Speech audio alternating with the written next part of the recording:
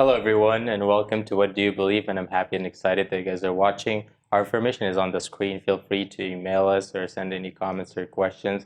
We'll be happy to respond. And thank you guys for being here, Hadi and Jeremy. Hopefully, you will hear a little bit of physics today. Maybe not a lot, but just a little bit.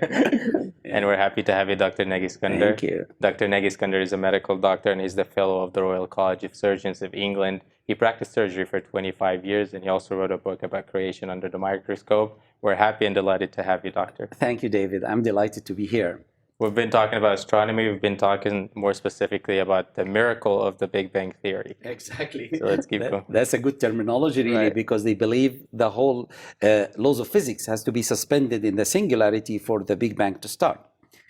In the previous episode, we have seen Lawrence Krauss saying the stars have been kind enough to burst, so it brings all the elements for life. So I'd like to start with this picture on the screen now.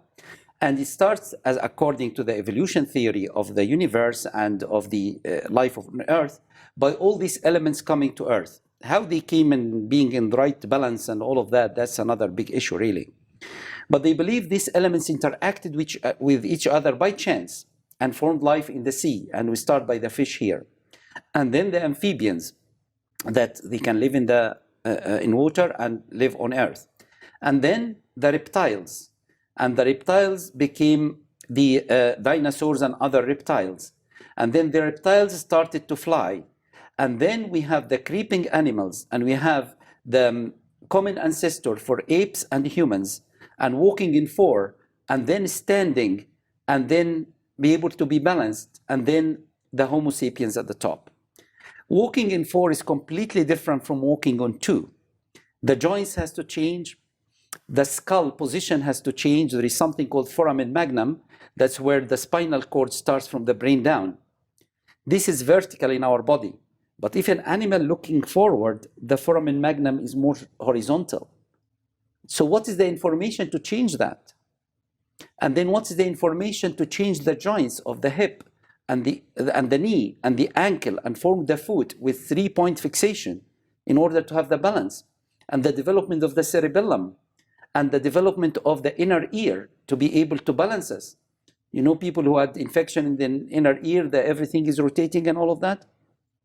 So, and then walking needs change in the muscles. Where the information came from one stage to another.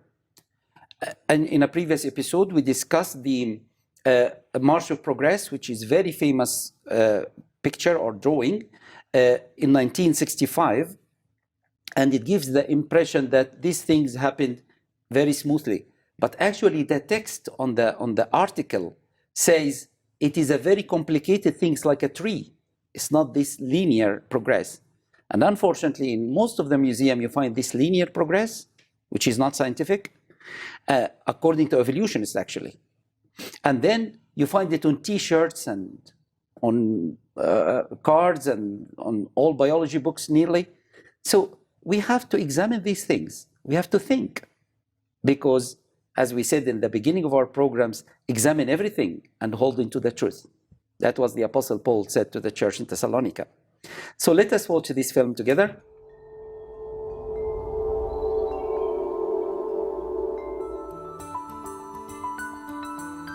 Did you know that everything in the universe is made from only about 90 kinds of atoms?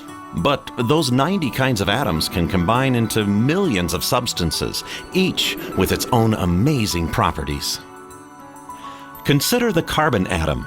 It's the most versatile building block in the universe, from lumps of coal to sparkling diamonds, from leaves on trees to human skin. All these have one thing in common. They're built up from carbon. No other atom bonds like it. Like a cosmic game of Tinker Toys, carbon links together into a host of different structures, millions discovered so far. Carbon's unique properties make possible the molecules of life. Change its properties just a little, and life itself would be impossible. The water molecule is just as amazing. Every chemist knows water is special. Unlike other common liquids, when water freezes, it floats, not sinks. If it didn't, when lakes froze over, the ice would sink and kill all the fish. All living things depend on water to transport oxygen, to move food, to remove waste, and the list goes on and on. Change the properties of a water molecule just a little, and life would be impossible. Atoms are so intricately designed. How did they come to be in the first place? The Bible says the infinite Creator made the building blocks of the universe, perfectly designed so life and the universe could exist. This little film really explains the components or the main elements that's essential for life. This didn't come because some stars has been kind enough to burst and to explode so we can have life here. These elements are created because they are very specific and they're very important. He used an example of the carbon, and that's a very important atom really, because this is essential for life. And he mentioned the water as well. If the water freezes and causes the ice to sink in the lake, everything will be in a fridge, as if you are bringing all the fish and all the marine animals into your freezer. They will die. But when it is frozen, it floats. That's amazing. And there are many others. So I brought this film to watch together to show how intricate and how delicate all these elements are. This cannot come as a kind stars who exploded so life can start on Earth. It came from an intelligence creator whom we should appreciate and we should trust and love. So let me just put a couple of screens to show the Big Bang critics. These are non-Christian scientists. They are criticizing the Big Bang on their physical characters and the physical laws. There has nothing to do with any spiritual dimension.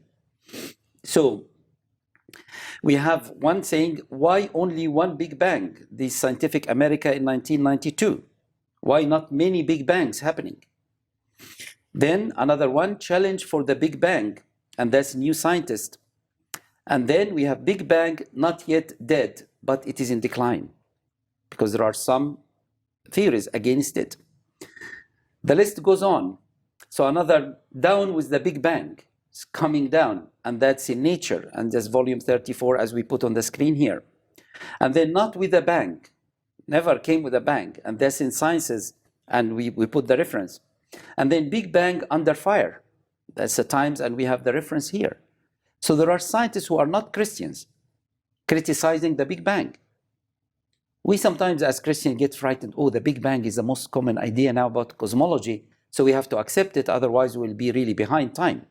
No, we are not behind time at all. The Big Bang needs a miracle to start. We have a miracle maker, God, who created.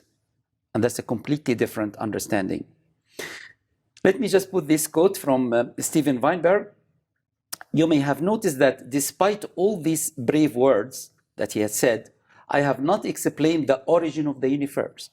So these scientists could not explain the origin of the universe. The reason, of course, is that this is a matter about which scientists still have no clear idea.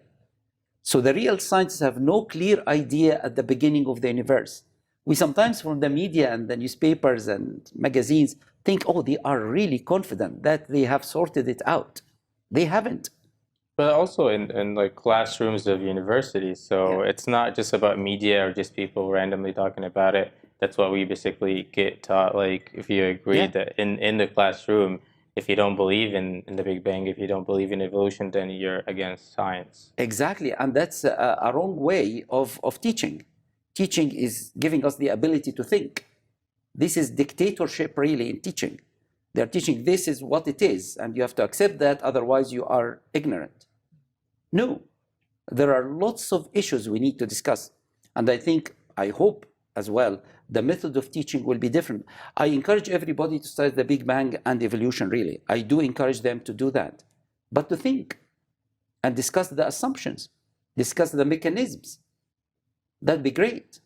But unfortunately, there is a sort of, you are not allowed to criticize the Big Bang, you are not allowed to criticize Darwinian evolution, and that really stops the progress of science.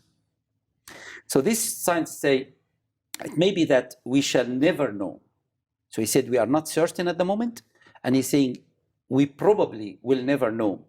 Just as we may never learn the ultimate laws of nature, but I wouldn't bet on it.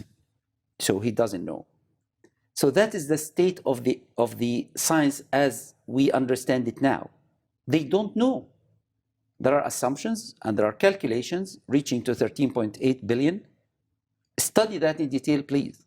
But at the same time, think about it. I'd like for us to watch this film again, another one.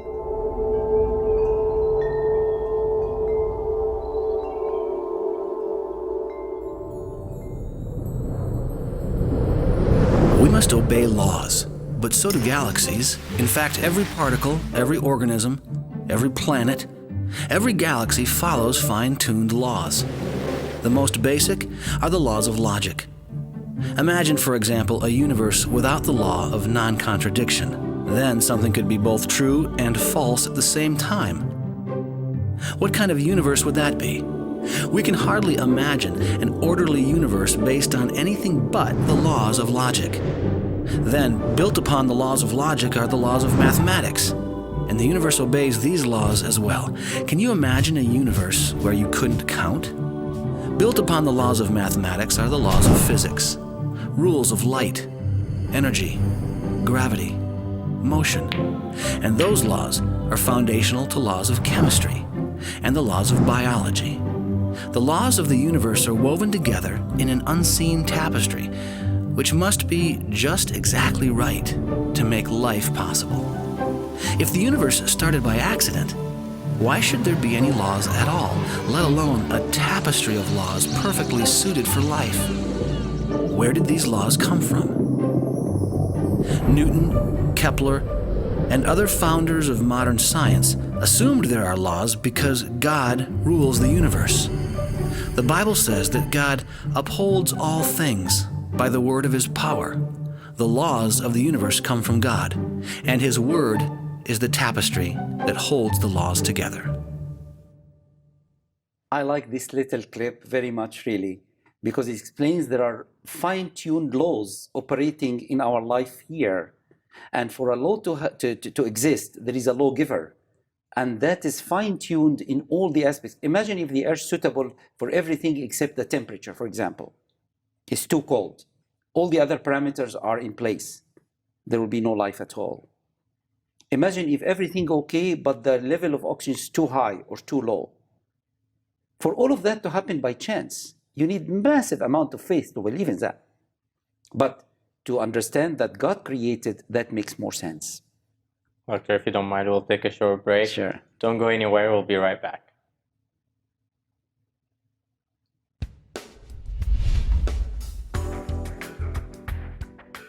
Thank you for tuning in. If you have any questions or comments, or if you'd like a copy of this episode, please call 714-709-4300 or email us at info@alkarmatv.com. You can also visit our website at www.alkarmatv.com. Also, you can write to P.O. Box 3610, Seal Beach, California, 90740.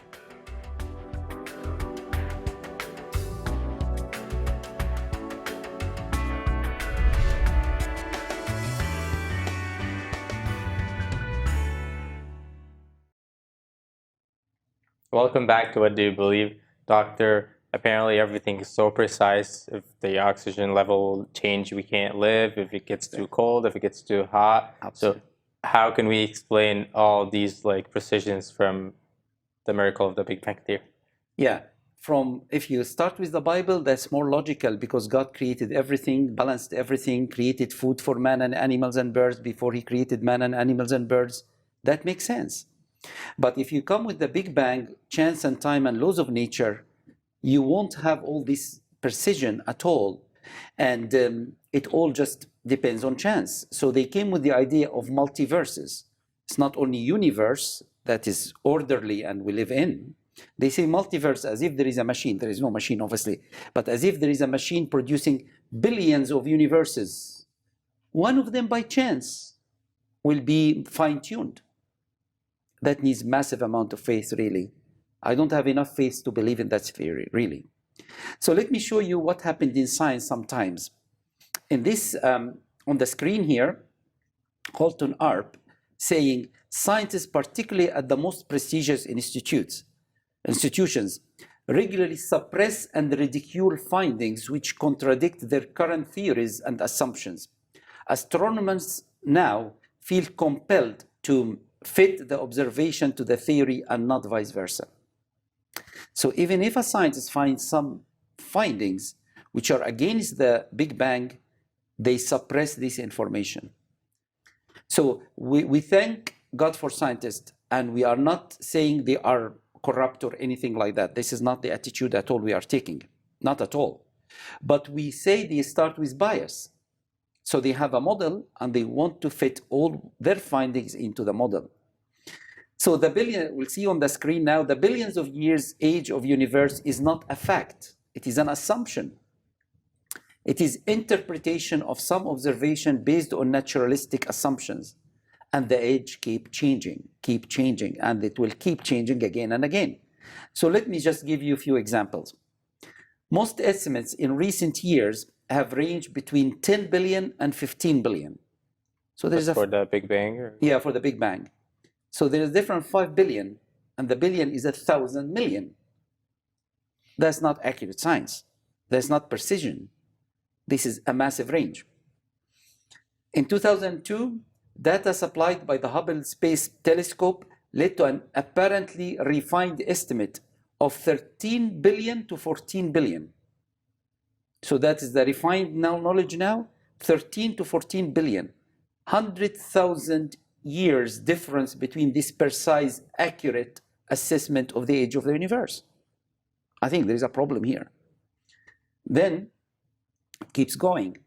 Life only works. That's Hugh Ross, who believes in the long time on all the old creation. He say life only works in a cosmos of 100 billion trillion stars that is precisely 16 billion years old.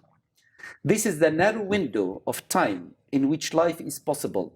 Therefore, it allows me to make an interesting paraphrasing of John 3:16, if you will permit me, and will say what he has said in this. So John 3:16 says, God so loved the world that he sent his begotten Son, and whoever believes in him will have eternal life. This is God's plan of salvation.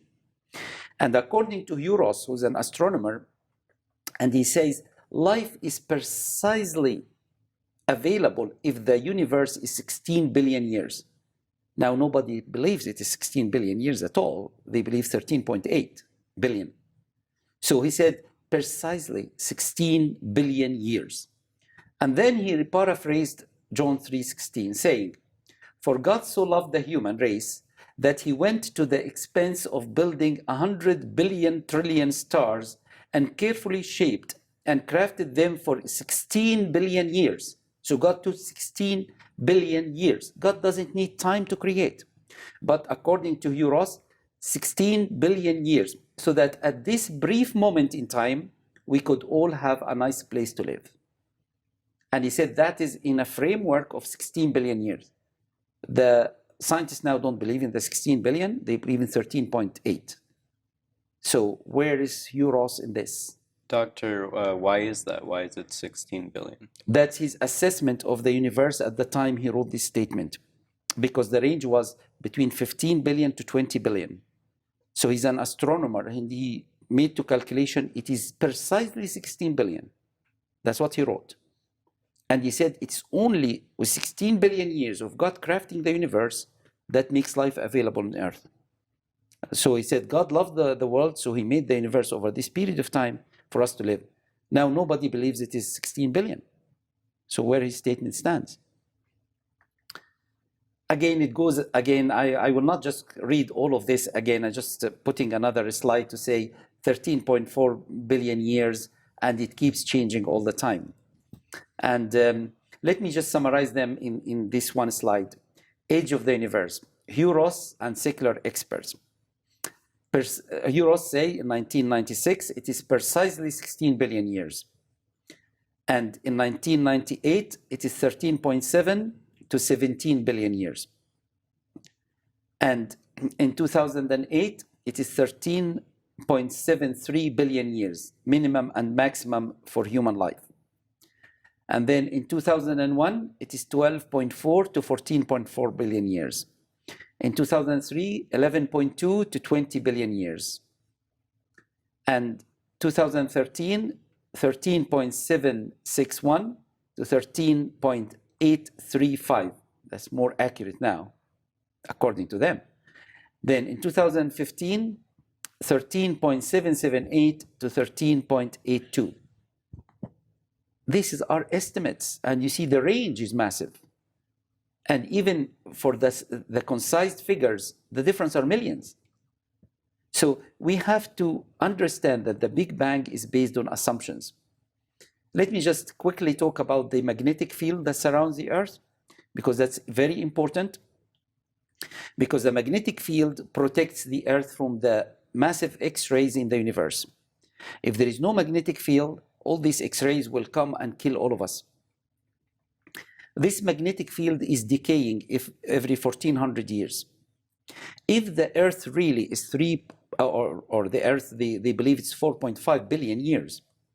With the rate of decay, that means there will be no magnetic field at all, and life will not be possible on Earth if it is that long age since the Earth was formed. But within the 1,000 years of the Bible history, it makes logic and makes sense that we still have magnetic field to protect us. So that is the science really that we need to understand. This is another picture of the magnetic field and the estimates of the dating of the fields and how it is decaying and all of that.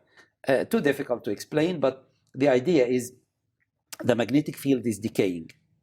And because it is decaying, it is only thousands of years which will be more sensible for the history of the Earth that we live on. I don't know if that will make sense, but maybe it was just much, much bigger, and it took, billions of years for it to start decaying to be where it is today. That's a great question, David. I was waiting for that one. If it is too intense in the past, life is impossible as well. So it can't be. It can't be so intense in the past. Because if it is too intense magnetic field, that wouldn't allow for life either. So it has to balance, and it is decaying. So the range is within thousands of years, not millions of years. But that's a great question. I was waiting for that one. So let me just come to the Hebrew calendar. And this is the calendar before us. This is built on the creation of Adam. And on the 23rd of September 2016, it is 5,767 years since Adam's creation. So this is the Jewish calendar, and obviously now in 2018, you have to add the difference, which is 12 years to be added to this calendar. Let me come to Richard Dawkins again, and we'll see this clip. And Richard Dawkins... I think you like Richard Dawkins too much. Exactly. Yeah. I rarely agree with his views, but probably in this one I might. Because Richard Dawkins was asked this question: when do you start to doubt God? So let us see what he said. And was there a particular point or something that you read or an experience you had that sort of said, yeah, this is it, God doesn't exist? Oh, well, by far the most important, I suppose, was understanding evolution. I think the evangelical Christians have really sort of got it right in a way in seeing evolution as the enemy, whereas the more, what should we say, sophisticated theologians who are quite happy to live with evolution, I think they're deluded. And I think the evangelicals have got it right in that there really is a deep incompatibility between evolution and Christianity. I think this clip explains a lot, because Richard Dawkins, Professor Dawkins, who we respect him as a scientist, we don't agree with his atheistic views and non-believing God, but that's another issue. He was asked this question: when did you start doubting God? He said when he started to understand that evolution can work and there is no need for a creator. So he refused the Christian faith altogether. And he said the evangelical Christians, that's the group of Christians who believe in the Bible, who stick to the text of the Bible, who understand that creation is a real act of God and Adam and Eve were real, So he said the evangelical Christians got it right. The sophisticated theologians who accommodate evolution into the Bible are deluded. Well, thank you, Doctor. Thank you guys for being here. Naguib Mahfouz wrote that the writer interweaves the story with his own doubts, questions, and values. That's art. So think about your doubts, think about your values, think about your questions, and ask yourself today, what do you believe? Thank you for watching.